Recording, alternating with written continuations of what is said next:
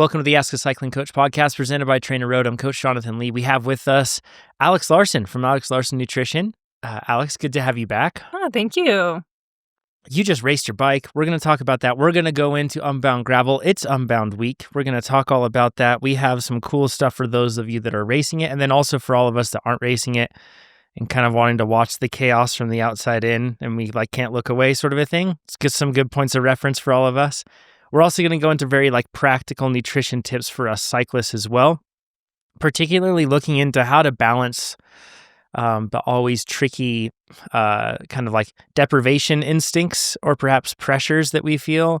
And then also on the other side, still also putting limits on ourselves. It's really tricky. We're going to talk about how to balance all that and hopefully get some good information for all of us that want to be faster. And if you are watching this right now, you can give it a thumbs up. More cyclists will be reached. Thusly, more people will get faster. And we want to make the world a faster place. It's the whole point of doing this. Alex, let's talk about your race. You did a gravel race. My first bike race ever, really, other than triathlon. And I went up to Grand Marais, Minnesota. I did the Grand du Nord, their 50-mile race. Beautiful up there. It was an awesome course. Gravel was great. I learned a lot, though, that's for sure.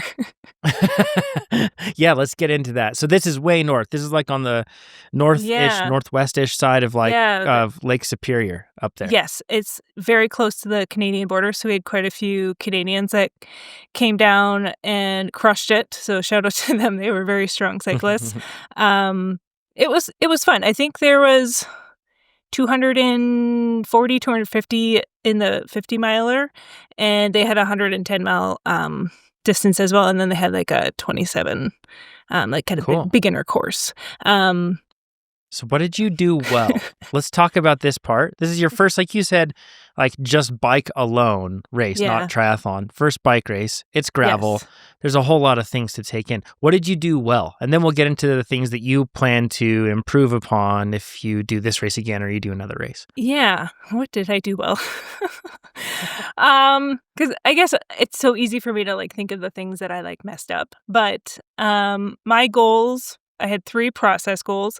Number 1, I wanted to look good. I wanted to look like I felt like I belonged. Number 2, good looking kid. Yeah, I good looking bike. I did make sure everything went together and I felt like I fit in with the group.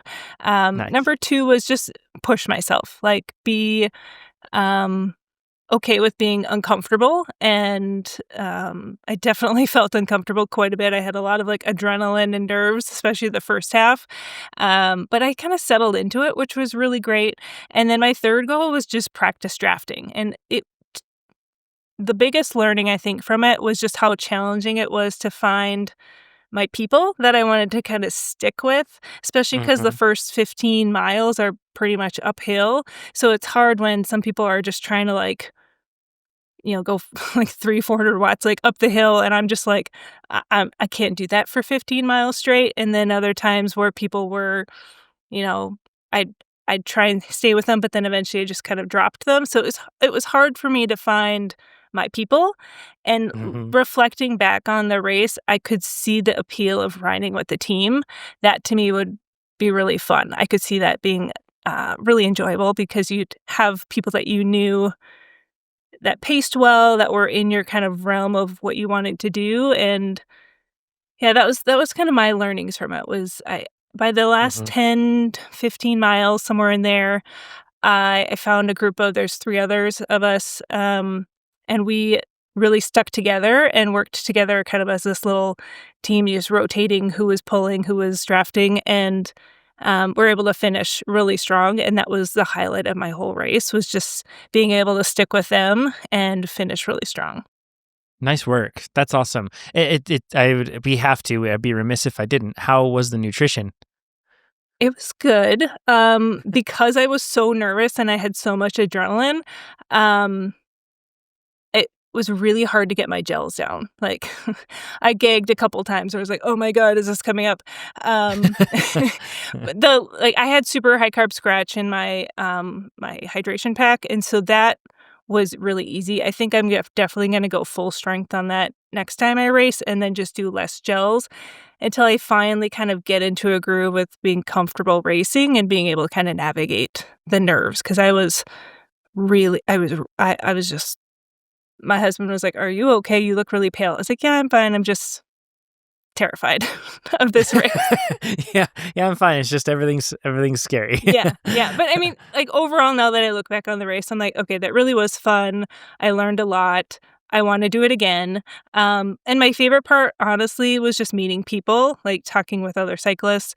When I was standing in the starting group, I had introduced myself to a woman that was next to me, and there was 2 guys that heard me introduce myself, and they immediately go, "Wait, are you Alex from TrainerRoad podcast?" And I was like, yeah, that's me." And they, like, lost it. They were so excited to meet me. They're like, "We listened to every single episode." And so shout out to Blake and Ben that, That's are awesome. listening. Shout out, guys. That's great to have you. So you mentioned the fact that it took you a little while to find your people. You were really nervous. What do you plan to improve for the next time or your next race? I need to figure out a strategy for the start. Just, like, where to seed myself, and maybe hold back on getting in the group, because I got, like, the last, like, 3 minutes before we started, all of a sudden I just got swallowed, and then I kinda panicked. So I need to kind of figure out where my safe zone is to get through that start line, and then kind of going from there. Is once I get through there, I'm fine, but that was probably my biggest learning, was where the heck do I go? Yeah. I think that one of the best ways for athletes to sort themselves in like a mass start field is to just think about how you intend to take on the first 15 minutes of the race. Because it's usually 15 to 20 minutes. And then at that point, and we know this because of physiological thresholds, really, like at that point, you really start to, if you were going really, really hard, harder than you should have, then you're going to run out of energy. You'll blow up and Yeah. you'll kind of lose it. So it kind of lets for the first 15 to 20 minutes that you have full autonomy to decide how hard you want to go. Now the course might make you want to decide that you want to go harder because maybe there's a selection point or something like that and you're competitive, or you just want to ride with the people that you want to be with, so you want to make sure you're with them. But I think that's if all of us did that, I think that it would make starts a whole lot safer and more simple if everyone was like, how do you plan to ride the first 20 minutes? It also probably just asking that question would probably be really helpful for a lot of cyclists because they'd be like, oh man, 20 minutes, this is going to be a 5-hour day. I probably shouldn't go too hard. Now that you mentioned that, I'm going to go nice and paced. Because usually what happens is the gun goes off and everybody just pedals as hard as they can, and then they blow up, and then they just limp to the finish line thinking they need to be in some sort of specific position, but really, like, it's a long race, like, be patient. Yes. Yeah, like, to bridge up to a group, kind of like what you were talking about, where you be with a group and you'd be like, I don't want to hold with them, and they would take off or something else. A lot of cyclists are like, well, I can't miss the selection. It's like, well, should you even be with that selection? And it's not about like belonging or not belonging. It's just all about fitness. Like if you're up there with that person, it might make it so that you have a really bad day. Mm-hmm. You might be fast for the first hour, but then you might have a terrible day. So I think that it's the key to having a better experience. It's good that you're already honing in on like where you want to sit within there. So yeah. Good job. So, it was fun. Yeah, I'm excited. I'll do a couple more races this year. I don't have time to do like races every weekend, that's for sure. But, Yeah. and then, who's to see what happens in 2026? Maybe I'll have some bigger goals. Unbound 200. Just joking. Yeah, right. No, I will not be doing that. Can I bring in? I raced this weekend. Yeah, or last weekend. It's Stetina's Paydirt. Really fun event. It's an enduro format gravel race. It's been known to like be just as fast on a mountain bike as it would be on a gravel bike because it's pretty rough and chunky. The course is like a 70-mile loop, but there's like a 20-mile portion of it, a little over 20 miles maybe. The first part that's timed. You roll out for like 20 minutes. And it's supposed to be very chill, but it's always kind of a little spicy in some cases because people are trying to make sure they get in a good position for when the first segment actually starts. But that first segment is basically like an hour-long effort and mostly climbing. Like you're on the gas almost the whole time. And then after that, you cruise nice and easy. And then they changed it this year so that then you have somewhere around like 12. For me, it was going to be just like under like probably somewhere around like a 18-minute effort, 17-minute effort maybe. And then after that, you have like a 45-minute effort. The second one has a bit of single track that you might coast on, but kind of not, usually on. And then the final one is basically all on as well. So that's a really weird effort to like think of doing, is like, I'm going to go out and do a 70-mile ride, but in the middle of it, I'm going to do an hour-long FTP test to see like what is the max amount of power I can maintain for an hour.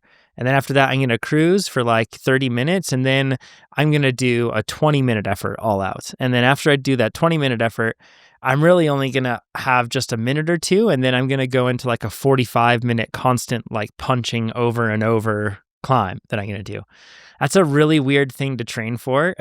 Yeah.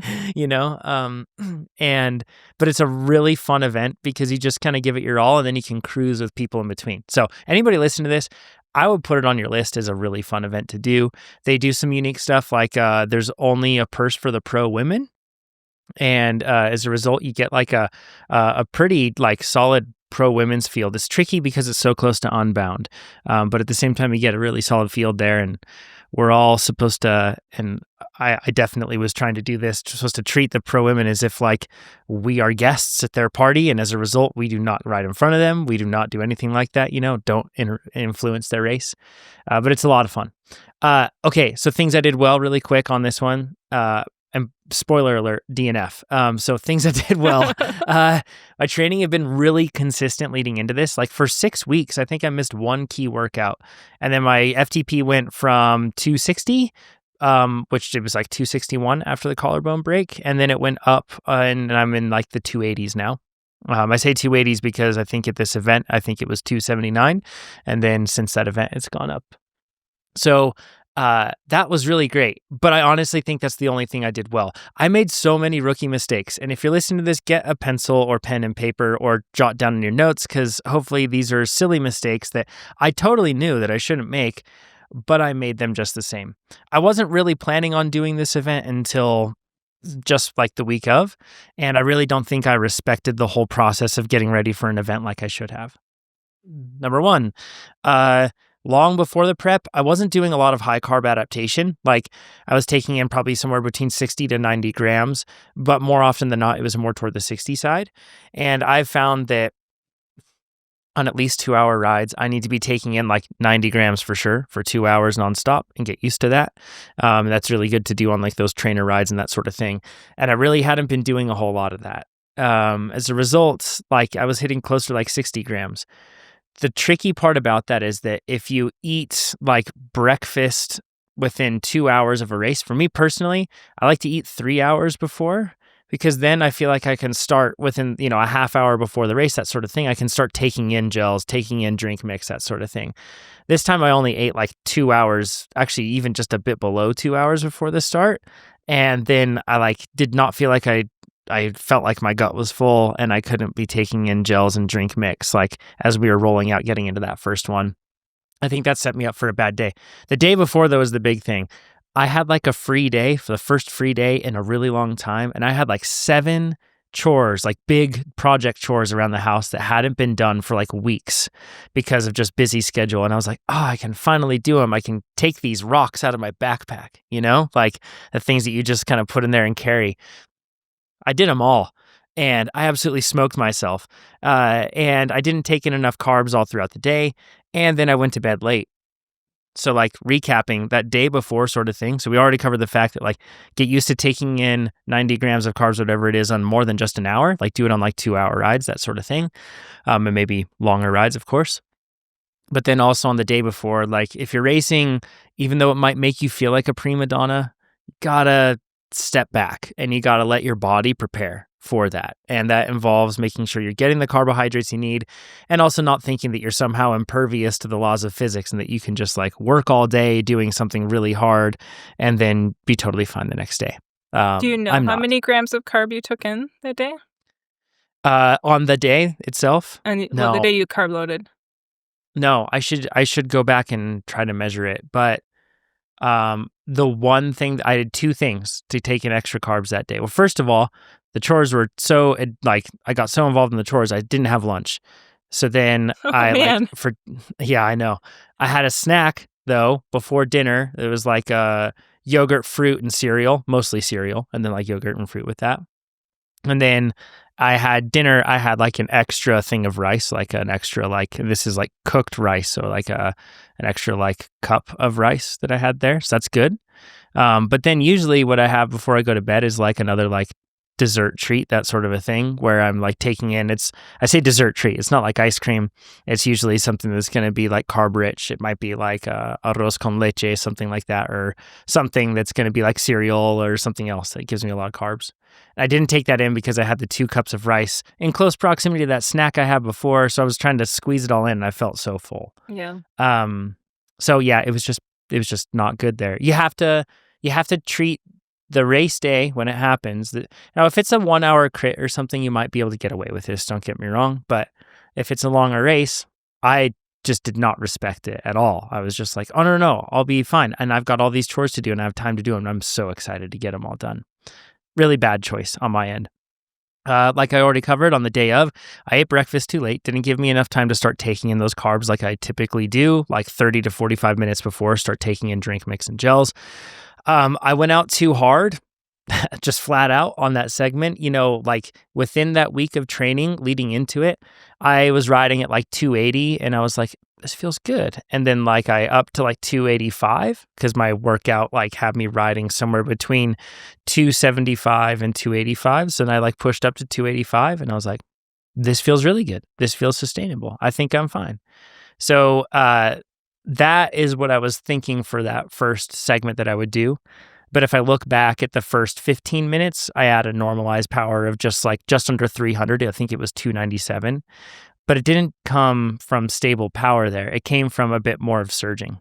It was super windy and I was leaning into it. If it gusted me, I was like, oh, I'm fine because I'm totally fine around 280. So I'll let it drift to 320 and I can be totally okay. And in reality, I need to just be smarter than that and be like, no. Like that's pushing you too far into the red there, even though it doesn't feel like it. And I need to step back.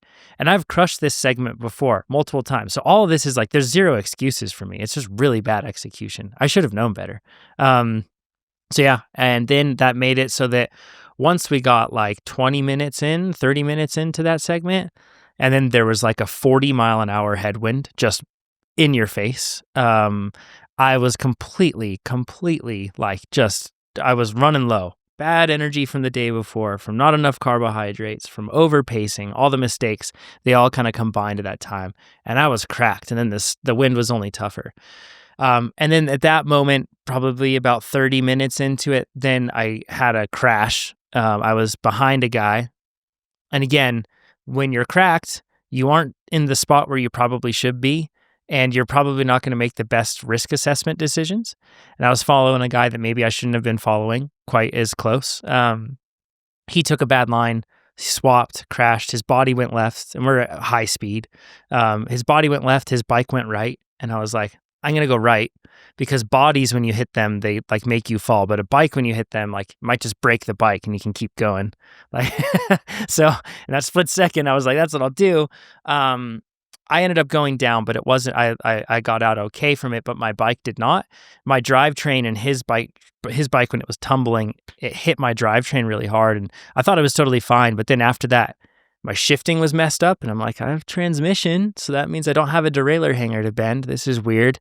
And it ended up being that I bent a link when that impact hit. It bent my chain pretty substantially, so that any of my gears, when I was like from the 6th gear all the way down to like the 12th gear, those gears were just like, if I was pedaling easy, it wasn't too bad. But if I was pedaling in earnest at all, it would just jump on me nonstop. And it wasn't jumping, it was more just like hopping because of that bent link.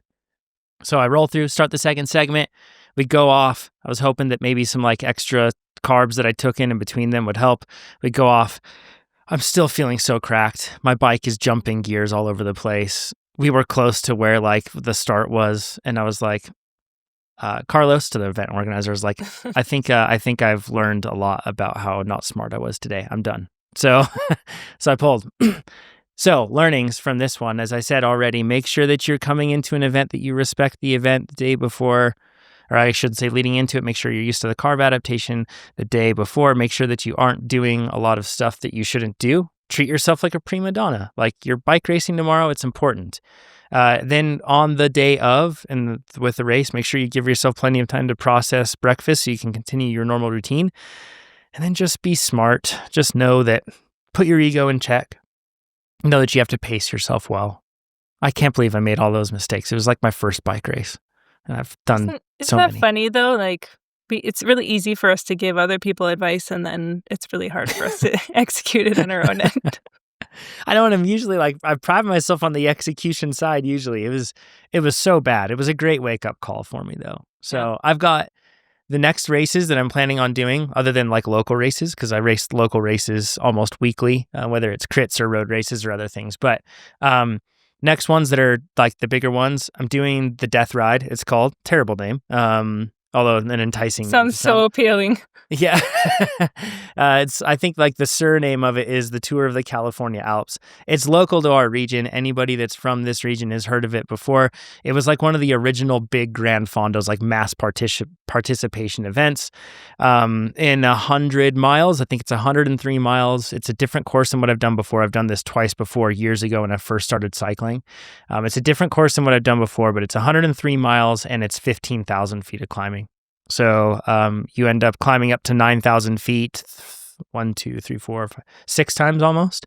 And you do that over 1, 2, 3, 4, 5, 6 mountain passes that are all huge, proper mountain passes with up in one of the highest points in the Sierra. It's an amazing ride. I'm really looking forward to it. It's on July 12th. If anybody's listening to this and wants to do an event and hasn't signed up for it, and you want to go and do an amazing big bucket list day, it's one to do. It's pretty legendary.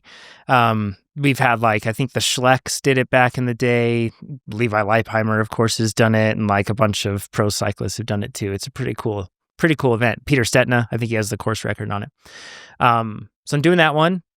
I don't know if I'm going to do Tahoe Trail 100. They changed the course, and in 60 miles, it climbs almost 11,000 feet, which is just gnarly, and especially on the trails that it's going to climb on. But we'll see. I might end up doing that one. That's the week after.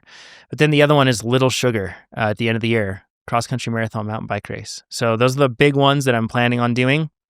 I was planning on doing triathlon this year, but I'm having a lot of problems in the water that I need to work through before I lock myself into that. So swim coaches, send us a message if you want to help somebody not suck in the water. So, Alex, on the note of racing, and if you want to get into the questions, you can go down to the chapters down below, but we have Unbound to talk about because it is Unbound Gravel Week. It's the Super Bowl of off-road racing here in the US and really kind of the world, I would say.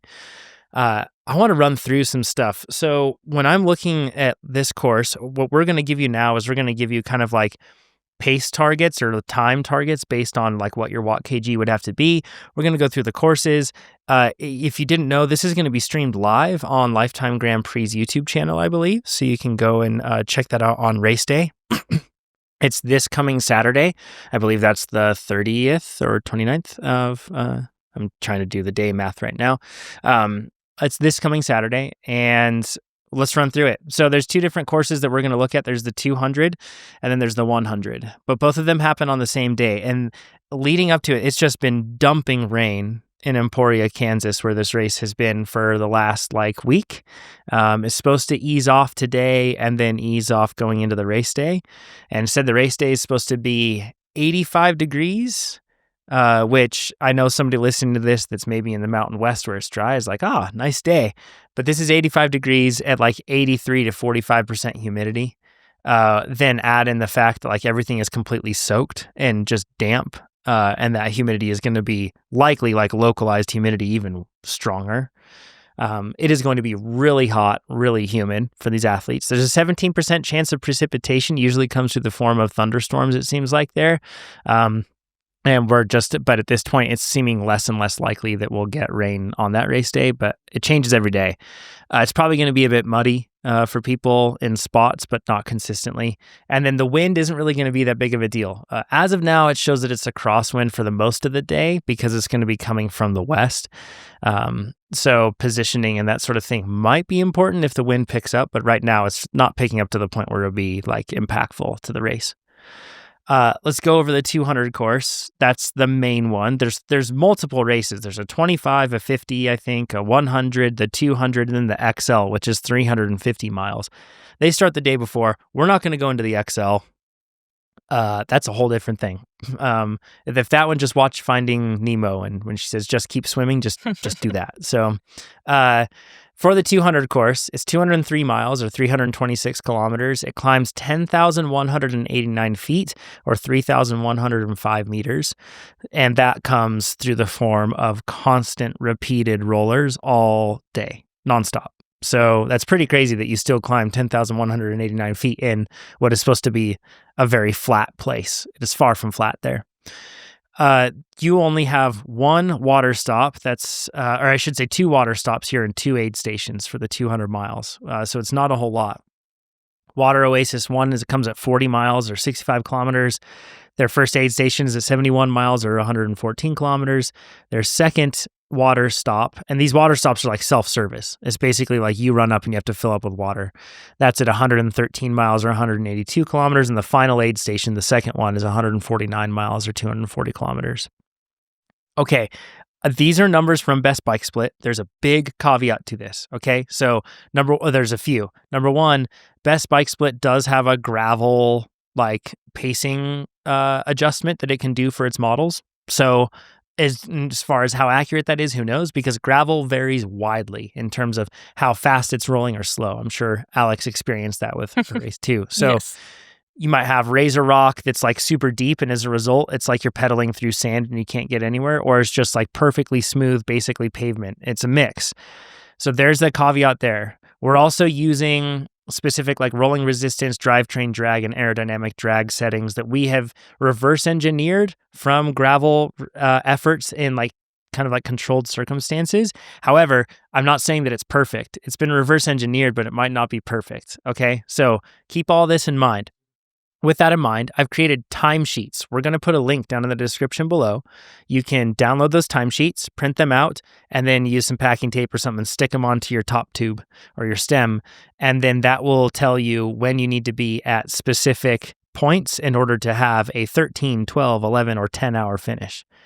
But I'll go into this really quick. If you are going to do 13 hours, let's just assume that this is an individual time trial where you're just holding steady power, more or less. Not steady power, but you're holding your own power. You're not easing off because of drafting, that sort of thing. It should take about 2.1 watts per kilogram for 13 hours to finish the course in 13 hours. If you wanted a 12-hour time, it's 2.5 watts per kilogram. 11-hour time, 3 watts per kilogram. 10-hour time, 3.7 watts per kilogram. You know, every year, like we see different times because of weather and because of all the different things. This is trying to take into account weather, but it has no clue that you got a flat at mile 10 and then had to fix that. So just keep this in mind. These are like ideal kind of like paced out scenarios. And you will have time checks on these at the water oases and the aid stations, and of course the finish. So then you can kind of use those to be like, yep, I'm on track for the time finish I want to have. I have a timesheet for 13, 12, 11, and 10 hours for that. For the 100-mile course, it's 109 miles or 175 kilometers, and you climb 3,311 feet or 1,009 meters. So it's actually proportionately much less climby, the 100 is, than the 200, which is quite interesting. That shows that northern part of the course is where they get the majority of the climbing. With this one, you only have one aid station that's at 55 miles or 89 kilometers, and then one water oasis. That comes very late at 92 miles or 148 kilometers. Remember, the course itself is 109 miles, not 100 like it's advertised. So that would be a shame to not know that and then get to mile 100 and know you have 9 miles left. With that in mind, if you wanted to finish that course in 7 hours, you'd have to hold 2.1 watts per kilogram for your average. 6.5 hours is 2.5 watts per kilogram. 6 hours would be 2.9 watts per kilogram. And then it really jumps up. 5.5 hours would be 3.6 watts per kilogram. And if you wanted to finish in 5 hours, it would take 4.6 watts per kilogram. You might be thinking, why is it increasing like non-linearly? And that's because drag is non-linear. So if you're going to go faster, you're getting past certain speed thresholds where you really have to put out more power. So again, those pacing timesheets, I'll put the links down below. Maybe our editor has put some of them up on screen so you can kind of see what we're going through. That'll give you time checks for the water stops and aid stations so you can pace yourself well. It's going to be really interesting. Alex, I'm not sure if you're really into like the pro racing scene and what's going to happen here, but the women don't have, like we spoke about with Sophia in the last podcast, the women are not supposed to draft off of anybody else. That will be a big change. And then on top of that, we also have like the separate start between them. And then really over the last year in the men's field in particular, we saw team tactics really coming in and kind of changing up how it goes. So it'll be very interesting. I'm excited to watch. I pulled up their athlete guide and I saw that the water stations just will have like plain water and there's going to be minimal nutrition items at the checkpoints. So it's pretty self-supported. So you really have to be strategic in figuring out how you're going to carry all that fuel with you for those many hours. Yeah, it's a logistical challenge, that race is, you know? I know the pros have support at those aid stations. They can't get support anywhere else. At those aid stations, though, they can get everything from mechanical support to nutrition support, anything they need there. Yeah. And I would assume that it's the same for amateurs as well, but I could be wrong. I'm not sure there, but I would assume that it's the same. The challenge, though, is that when you look at this, like for the 200-mile course, getting all the way to your first aid station, 71 miles on like, let's say it's like a day filled with opposition where you have like challenges and that sort of stuff. Just getting to that aid station is a massive ride in and of itself. And then from 71 miles, you have to get all the way to 150 miles. So another 70 miles to get to the point where you have your next aid station. And then you still have 50 miles left. So what a beast of a race. Like, you really have to plan everything through. Yeah. Yeah, you definitely can't just wing it. Like you have to really strategically think about like how many grams of carb you need to get you to that next aid station, and then how are you going to refill efficiently? Yeah, it's a beast. Is right. Yes. Yeah. Do you ever want to do it, Alex? I've talked about wanting to do it on the podcast before. I half committed to doing it, and I'm almost to the point of like full commit for next year. Yeah, I mean, I used to be the type of person that was like, yeah, give me the biggest challenge. I'll go and tackle it. But now with like 3 kids and a business and my husband's just like put in his notice at work and he's starting his own business. And so like just the way that my life is right now, probably would be, biting off more than I could chew with like 100 or even 200, and especially the 200. So Unbound's definitely on my radar. You will see me at that event, hopefully maybe 2026. But I probably would just stick with that mid distance of that 50. Yeah. I like the kind of 40 to 60 mile distance races. They're just very realistically for me doable to train for and race for. And maybe down the road when I have more time, I can challenge myself to longer. Yeah. Yeah. Next year, number 1, I have to get a gravel bike. Number 2, I have to figure out, if I do the 100 or if I go full in and do the 200. I feel like I kind of want the whole experience. Podcast listeners, if I do the 100, I might actually be reasonably competitive, maybe. I might be able to finish in, I don't know, maybe like a top 20. Probably not. There's like so many fast people. But if we do the 200, who knows? But which one should I race? Let me know in the comments. Let's get into some questions, Alex.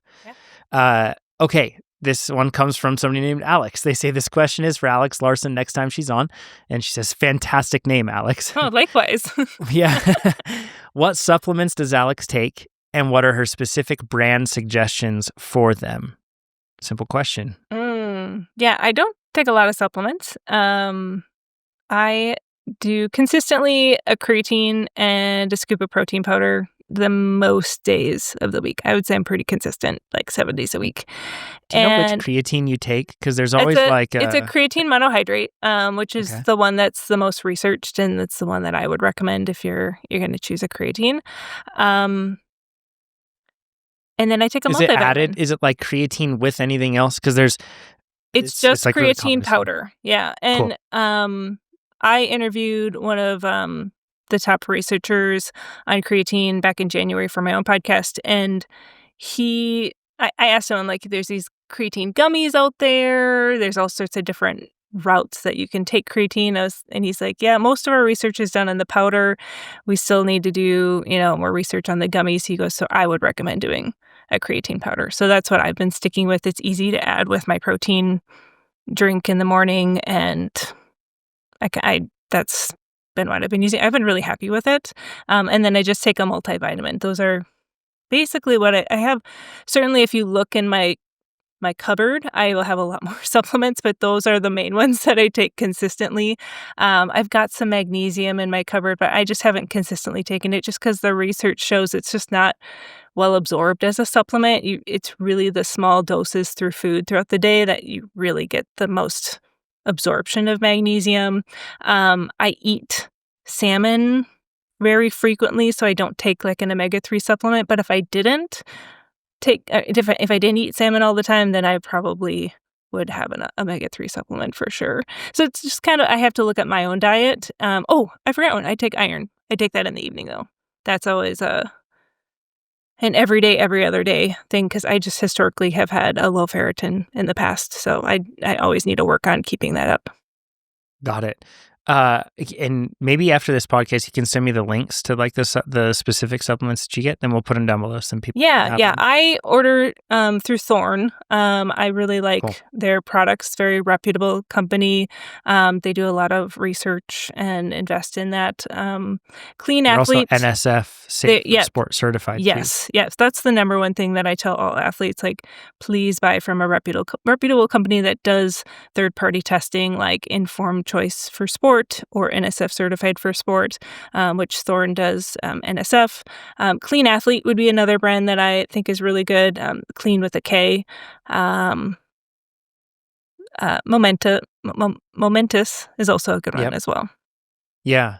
I've heard that Now is also like, even though it's kind of funny, like it seems like the store brand, the generic brand of like supplements, but I've heard it's the opposite on the back end in terms of like it's a huge company, but they have like they kind of like set a standard. I've heard that a lot of high end brands follow like Thorne or like Clean Athlete or Momentous or anything else. So cool. Is there, you mentioned the iron side of things. Do you cook with cast iron? I've heard some athletes view that as like being a replacement for taking iron, but it seems like that can't be a replacement for taking iron. I don't know if you have any thoughts. I mean, I don't know if we can specifically measure how much iron they're getting by cooking with cast iron, and they'd have to be doing it pretty consistently. I would say if you're cooking with cast iron, I would have your ferritin checked annually and make sure that it's even though the recommendations are like for women, it's like 11 to 300 something. I like athletes to be above 50. Over 30 is great, but if their ferritin's above 50, that's usually where we see like optimal performance and energy levels for endurance athletes.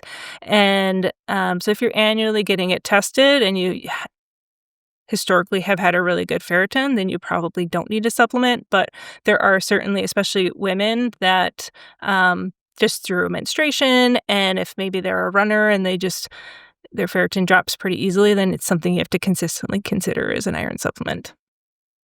Awesome. Do you take a probiotic at all? I don't. I eat a lot of yogurt. I don't know. It just hasn't been, maybe if we've had like a flu bug come through, I might do a supplement for like a week or two just to kind of like get gut flora back to normal. But like, I don't think it helps with performance per se, but if you've got some like GI gut issues, it's not something that's going to hurt you. Yeah, it's been a big change for me, I think. I don't know. I'm not like I'm not some sort of test experiment that's really well controlled. Yeah. So I don't plan to, I don't pretend to be that, but I've always struggled with processing dairy. I've never done some sort of like a test to say like, yes, indeed, you are lactose intolerant, but it was just quite apparent. Like if I had cheese or I had ice cream or I had anything like with cream in it or milk or anything else, like, yeah, I was on the toilet and in pain. Like it was bad. So, and since starting to take a probiotic, and I take Now, it's a Now supplement, it's a probiotic. It's called Now Food Supplements Probiotic 10. It has 100 billion, which these numbers are all silly to me, with 10 probiotic strains, dairy, soy, and gluten-free, strain verified, 60 vegan capsules. So I get this for what it's worth. If your probiotics get really hot, like if you live in a hot place, probably don't order this from Amazon because from what I have gleaned from research, if these pills get really hot, it actually kills off their effectiveness, and it only needs to happen once. So I store these in my fridge. I just store the bottle in my fridge, and then I take them that way. You can get them from a lot of different places that will send them to you cooled. So then that can make sure that you get like the value from it. But I can handle dairy now. Like I can have an ice cream cone and it's fine. And that hasn't happened for years. And the one change that I've implemented that's consistent is taking this every day. So I had heard other people tell me that like I had problems with dairy and then I just got my gut in check and then I was totally fine. And I was like, it's always really hard to test all this stuff and to figure out what your specific issue is with your gut microbiota and everything else. But ever since taking this, my gut is much more reliable, resilient. I also feel like I get a bit more maybe out of the nutrition that I take in, except on that race day, it's tetanus. So that's one that I've really found helpful. I take a multivitamin, but I have no clue if it works. Because if I'm frank, like sometimes I miss on it, and it's just really hard. And it's research just a supplement. You know what I mean? Like it's kind of helps fill in the gaps. It's not going to be something that you're going to notice a difference, but it's not going to be harmful to you either for the most part. I took really expensive ones for a while. I can't remember the name of it. I took really expensive ones, and I'm taking like a Centrum for men, like a very basic one, because when I looked up like different testing, like this one actually was ranked really high, and it's super cheap. Yeah. So, I think I take it's like one daily, I think it's called, but it was actually like, it was ranked really high. So I'll put the links to both of those. Yeah. And then creatine and then protein. Those are the two things that I take in. The protein powder, I feel like, has been a big, big advantage on being able to maintain like strength and performance, but at the same time keep my caloric intake within check while trying to still hit like high protein goals. It's just really hard to do it otherwise. I don't know if you found the same. I would agree. It's for me, I try to hit around 130 grams of protein a day, and with that protein powder, I just notice like my hunger is a little more regulated throughout the day, and I can hit my protein target pretty easily. But if I don't get that in, I'm like, oh, yeah, I'm definitely short. Yeah, and it's really easy to get like to blow your fats macros out of whack. Yes. If you are following those, if you're not taking a protein powder. Yeah. Just because Yeah. it's really, unless it's like really lean chicken or something that you're taking in, and then if you're just eating chicken for your protein source for everything, or just egg whites or something, then you're not getting the value of having varied nutrition either. So I live off of Costco rotisserie chicken and smoked salmon and cottage cheese and protein powder. Those are like my 4 things that I use strategically in my week to get enough protein. But I do love rotisserie chicken. That's my favorite. Yes. But like you mentioned the fat. Like I will say the athletes that I talk to that say, oh, I've been working on increasing my protein and I've been gaining weight. And I'm like, yep. The number one thing that I see in our athletes when they bump up that protein is their fat intake will shoot up, and then they get in this caloric surplus.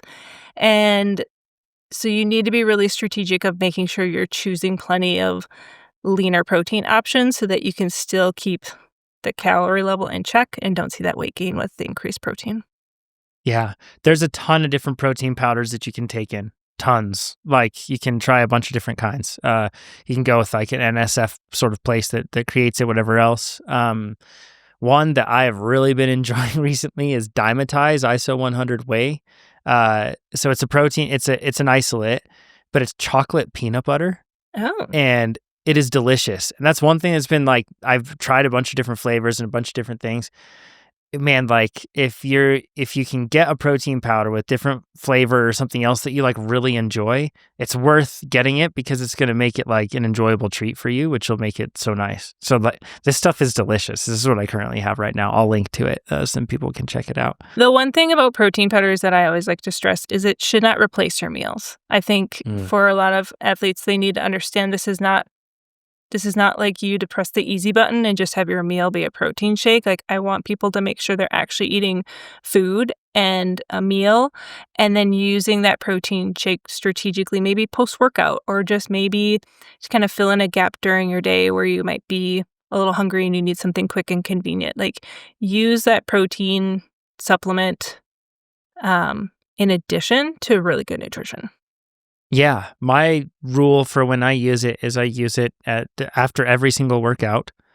I take it in and I make sure that I've fueled as much as I can during the workout with typically it's somewhere around 90 grams. If I'm, prepping for something that's more demanding or something, I might up it to all the way up to maybe somewhere around 120. But I take that in on the bike, so I'm not also viewing the protein shake afterward as like some sort of makeup work. But this is just like my routine that I always take in after the exercise, and I make sure I take it. And then in some cases, if I am in the afternoon or something, and even if I don't have training that day, but I feel like I need something in between, it's a great way to get a snack that gets in there that isn't going to blow out your macros. And then on top of that is also going to give you additional protein, which you're probably low on anyway, because it's really hard to hit those high numbers like that 1.8 to 2.2. It's really helpful for it. I think another thing too is that I see a lot of people like they're very strict or like I just use water with my protein mix, and I feel like or with my protein powder. I feel like if you can get access to like Fairlife milk, something like that. I mix Fairlife for sure in my protein shake because then it's like 33 grams of protein in there, and it tastes so good. Like Fairlife milk is so good. Yes, it's so good. And it's so much more enjoyable than just mixing it with water. Yes, like I agree. It's going to be so much better. Or blend it with ice and it tastes like a milkshake. Yeah, it's amazing. So yeah, I always put that in. I like for our kids, we have like the full fat Fairlife, and so we have the red, and then we always have the light blue, and I use the light blue for that stuff, and it makes it way, way easier to be able to get the calories in. Agreed. So hopefully that was some helpful tips. I think that there's a lot of people that will give you like a very detailed breakdown of a complex supplement stack, and while that may be helpful to them, I think the point that you brought up is that if you were to just live off of supplements alone, it would be, I don't want to say impossible, but it would be very hard to get the nutrition that your body needs. Yeah. Like our body gets much more out of whole foods, and even like there's co-ingestion effects of like getting one thing in combination with something else in the context and delivery vehicle of whatever food you're eating that allows it to be absorbed differently and give you unique benefits. So like the science doesn't point to just like supplementation being a replacement ever, right? It's just something that you can add, like you said, Alex, I like that, to fill in the gaps. Yeah. Or like if you eat a really, fiber-rich diet and you're getting lots of, good, gut healthy things, but you're still needing a little help, like a probiotic would be great. But it's like we have to first build the foundation with food and your meals and snacks and timing, and then add in that supplement piece, and that's where people, I think, really will flourish. Are there foods that you would recommend for helping out on the gut side of things? Like, let's say that you're just like, for me, I'm looking at that now and I'm questioning, am I leaning too heavily on the probiotic, and should I be trying to get more food? You mentioned yogurt before, but are there other areas that I can look to help with this? When I say yogurt, it naturally has probiotics in it, like because it's made with an active culture. But fruits, vegetables, whole grains, making sure for women it's 25 grams of fiber a day. For men, it's 36 grams of fiber a day is the recommendation. It's like maybe take a journal, see how much fiber you're getting on average, and then looking at your day like, okay, am I getting fruits? Am I getting vegetables? Do I have oats or, brown rice or quinoa? Like those things throughout the day can really help support gut health. Yeah. And Awesome. and cholesterol levels too. If you're someone that has high cholesterol in your family history, that's another. There's lots of more benefits that you get from food than you would necessarily a supplement. Yeah. The fiber part I feel like is overlooked. A lot of the time we think of probiotic as some sort of like that's the only way but fiber is one of the most effective ones. Yeah, and So it like helps you feel full. So for athletes that are looking to maybe lose some weight and wanting to feel more satiated, making sure that your fiber intake is good is another area you can look at. You don't have to look just at protein. yeah. Well said. Okay, next question.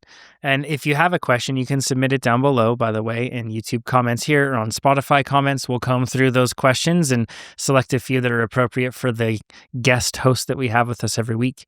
This one is marked as anonymous. It says, "Hey coaches, I'm a 42-year-old female writing to seek some practical nutrition advice. Between social media, podcasts, etc., I feel like I'm surrounded by conflicting messaging without clarity on how to manage cravings and build healthy habits. I gained nearly 20 pounds through a particularly stressful period of my life over the last 2 years. And while it did harm my athletic performance, it harmed my health and psychological well-being, which caused more concern. After struggling with odd health symptoms, a blood panel revealed elevated blood sugar levels, high cholesterol, hormone imbalances, and the common deficiencies, and noted in parentheses, iron, ferritin, vitamin D, etc. I took a very hard stance with myself initially and lost 10 pounds in a couple months, mostly through deprivation, I think, but I found myself deep in a self-loathing hole that just kept getting deeper. After reaching a breaking point, I took a much more gracious approach with myself, focusing on positivity and not being excessively restrictive. But then I gained 5 pounds again, and my subsequent examinations revealed I hadn't done much to reduce blood sugar levels and cholesterol. So my question is, how do I balance the seemingly effective but damaging restrictive approach with the seemingly less effective but not psychologically damaging gracious approach? Any tips or practices I can put into place to help me manage desires for junk food and comfort eating without feeling guilt or shame? This is a really great question. I assume this is exactly what you deal with a lot of your clients when they Yeah. come to you. Yeah, it's a lot to unpack there. Because that's always my goal is, like, I love food, like, truly, it's one of the reasons why I'm a dietitian is because I could talk about food all day long, and I love talking about, like, flavors and meals and everything about it, and so when someone tells me that they're so overwhelmed by all of the information out there that they're almost, like, scared to eat, like, they associate food with calories, with weight gain, and that's not how I want people to think of it. I want them to think of food as enjoyment. I want them to think of it as, like, their greatest training partner, their ally, and them feeling their best on and off the bike, and part of that is kind of relearning how we, like, approach food. Um, it's hard for this person, like, for me to think about this person because 'cause I'm sure there's a lot of things that we would have to really dig into and kind of figure out, like, where is this stemming from? Um Man, where do I want to start with this? The first thing I think is where you're getting your information from, because there is so much information on the internet. And I think a lot of people, some of the loudest voices are really in the like macro tracking, like weightlifting world.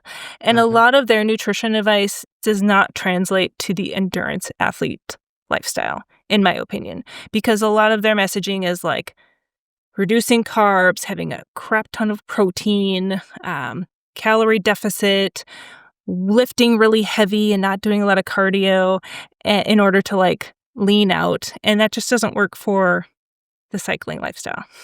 Mhm. So that's where I'm thinking, like, okay, unfollow all of the macro people, the people that are just weightlifters. Find your people that are focused on the endurance athlete. That's where, like, my Instagram account, it's, like, just focused on those people because I don't wanna confuse people. I wanna stick to just, like, a very simple message and having people understand, okay, here's the basics that you can do for this endurance lifestyle that are gonna best support your health and your energy levels and your body composition. So things that I look at are, um making sure you're consistently eating throughout the day. I think when you're in that restrictive mindset, you will start reducing what you're eating at meals, maybe cutting out all snacks, and then going really long times throughout the day and not eating.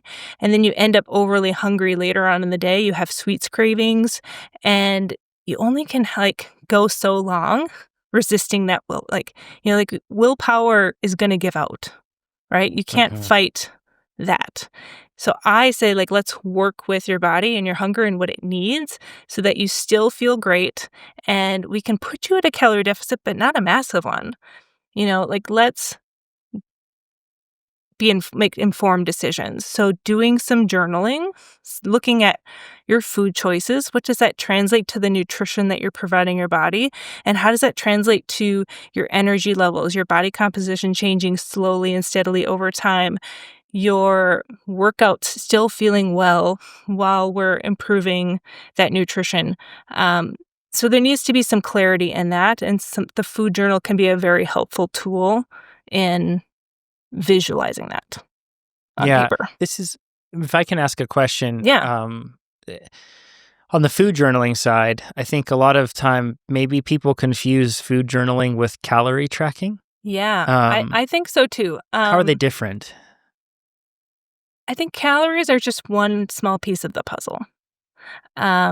You need to also look at we talked about protein-rich foods that are leaner, that aren't going to have your calorie levels jump up really, really radically. Learning how to put together meals that are going to get you 30 grams of protein, but not going to be massive amounts of fat, and then it's going to be a 1,000-calorie meal.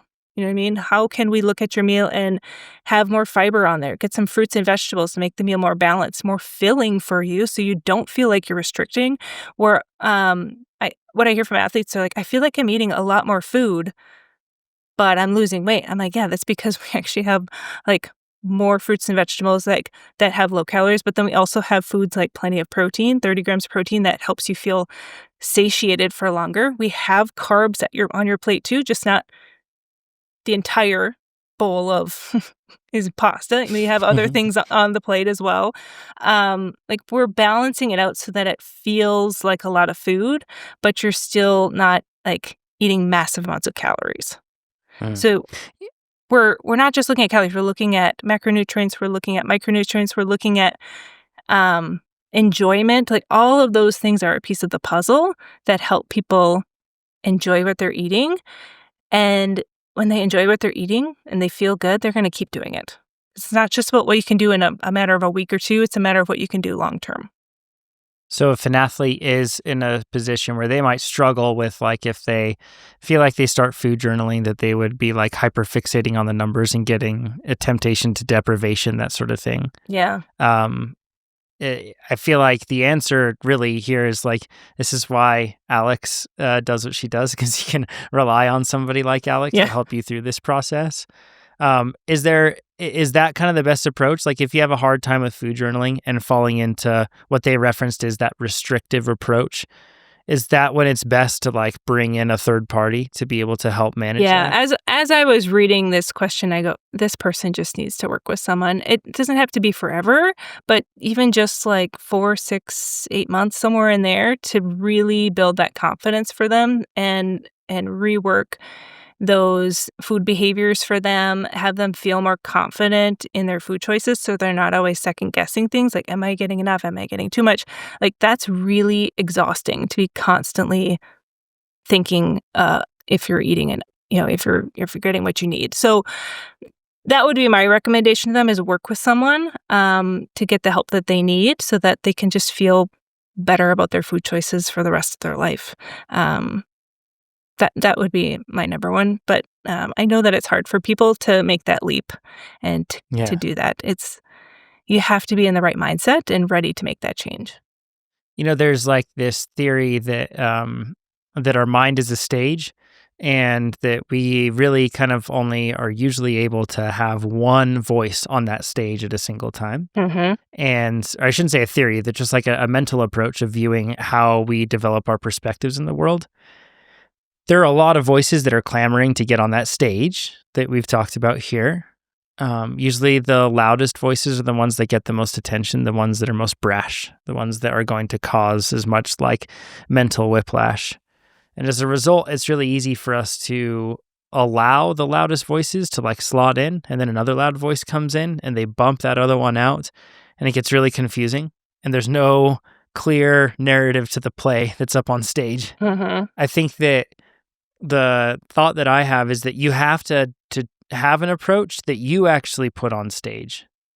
Like you have to have a really clear vision, and many times you don't have that and you aren't capable of developing that, and that's why you bring in a third party, so then they can clearly and cleanly occupy the stage and the noise can kind of just be crowded out. Yeah. Especially when you're dealing with these, because I feel this too, where it's like, on the one side, it's like, like no judgment whatsoever with food or anything else. And it's like, I just ate all the bowl of cookie dough. And then, and then on the other side of it, it's like, it's your child's birthday and you're like, I will not touch that cake, and it's like, hold on. Like, I find myself constantly bouncing between those two. That's a natural battle that exists within me. But I find that when I have a plan and I'm trying to stick to that, those things just don't matter as much. Like, when I have a plan that's really clear, and a good plan allows you to be able to experience those life experiences with others that are centered around food, and to do so in a healthy way and way that doesn't involve anything remotely close to guilt. And it's really there. But I think that's why we really need like a third party in these situations. So this is, to be clear, Alex has never paid us to be on the podcast at all. This is not an ad for Alex in any way, but at the same time, I do think that this is a great example where a lot of us, and I fall into this boat too, of feeling like I get that whiplash sometimes. And this is why we want to work with third parties. This person specifically said, they, it felt like they kind of went all in on their diet and they saw some weight loss, and then, but that wasn't sustainable for them, right? And then, so they made it a little more lax, and then they gained a little bit weight. And I'm sure there was some panic there of like, oh, well, I can't sustain this way of things where I saw the weight loss, but they're feeling kind of lost. And so my heart goes out to them for sure.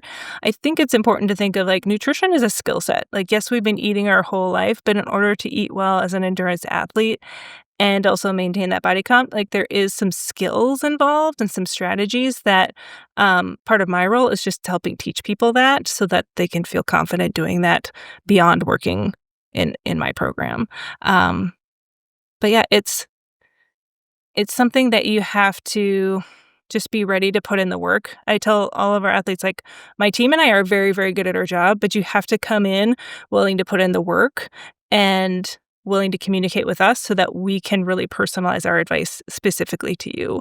Like, we're not magicians over here. We can't like wave our magic wand and have everything work out for you. Like, it's a process for us to really support you along the way so that we can create something that works. Awesome. Well, Alex, thank you. I feel like that was the responsible advice in a spot where we often don't hear a whole lot of responsible advice on these sort of approaches. Perhaps it didn't come with such a shock and awe value, but I hope it was helpful for everybody listening. Alex, where can people find out more about you and what you do? Yeah, my website's alexlarsonnutrition.com. On social media, I spend most of my time on Instagram, but at Alex Larson Nutrition on social. Awesome. And if you want to become a faster cyclist, and I mentioned earlier the death ride, all that sort of thing, I want to like document my training with great specificity and like share all of that with you as I train to get ready for that race. And I'll be doing that all throughout. And if you want to train as well and get a custom training plan, I'm going to let AI take the wheel and lead the whole thing. It's going to take care of my FTP, give me the right workouts. It's all very exciting stuff. If you want to do that, go sign up for TrainerRoad.com. It's the #1 cycling training app in the App Store for a reason, because it works. So go join, sign up, get faster. Even if you don't want to follow a training plan, it still makes sure that you avoid fatigue and tracks your FTP for you. It's pretty cool. I'll talk to you all next week. Thanks, everybody. Bye.